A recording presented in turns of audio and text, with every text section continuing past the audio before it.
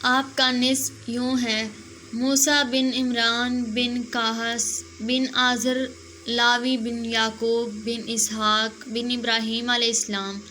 اللہ تعالیٰ کا ارشاد ہے، اس قرآن میں موسیٰ کا ذکر بھی کرو جو چنا ہوا اور رسول اور نبی تھا۔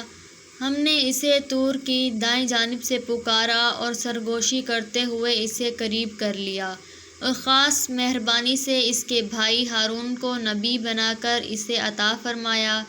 قرآن مجید میں اللہ تعالیٰ نے بہت سے مقامات پر آپ کا ذکر فرمایا ہے، بعض مقامات پر اختصار کے ساتھ اور بعض مقامات پر تفصیل کے ساتھ۔ ہم نے ان سب آیات پر تفسیر میں اپنے اپنے مقام پر بات کی ہے۔ یہاں ہم قرآن و حدیث اور بنی اسرائیل سے منقول روایات کی روشنی میں موسیٰ علیہ السلام کی سیرت طیبہ کو شروع سے آخر تک بیان کریں گے۔ اللہ تعالیٰ نے فرعون کو راہ ہدایت دکھانے اور ظلم و ستم سے روکنے کے لیے موسیٰ علیہ السلام کو مبعوث فرمایا، اور ارشاد باری تعالیٰ ہے: یہ روشن کتاب کی آیتیں ہیں، ہم آپ کے سامنے موسیٰ اور فرعون کا صحیح واقعہ بیان کرتے ہیں۔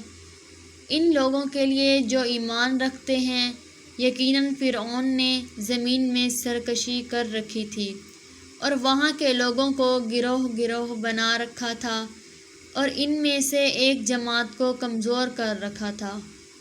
ان کے لڑکوں کو تو ذبح کر ڈالتا تھا اور ان کی لڑکیوں کو چھوڑ دیتا تھا، بے شک وہ مفسدوں میں سے تھا۔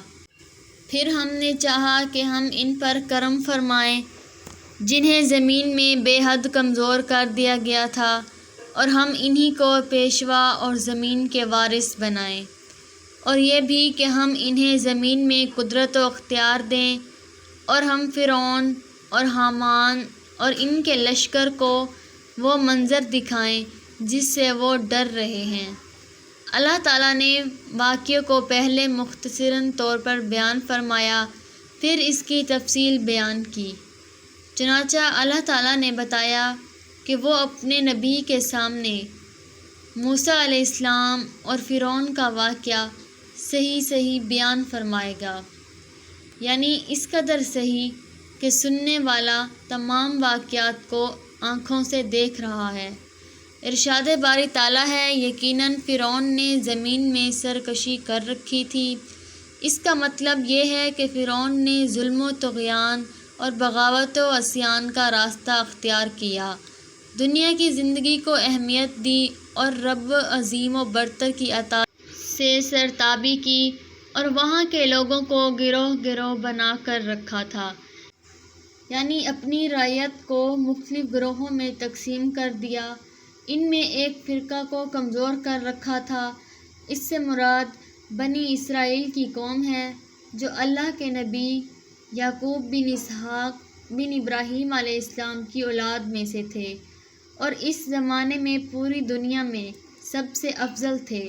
اللہ تعالیٰ نے ان پر اس ستم گر ظالم اور بدکار کافر کو مسلط کر دیا جس نے انہیں غلام بنا لیا، اور ان سے ادنیٰ ترین پیشوں کا ذلیل ترین کام لیا تھا، اور اس کے ساتھ ساتھ وہ ان کے لڑکوں کو ذبح کر ڈالتا اور ان کی لڑکیوں کو چھوڑ دیتا تھا، بے شک وہ مفسدوں میں سے تھا۔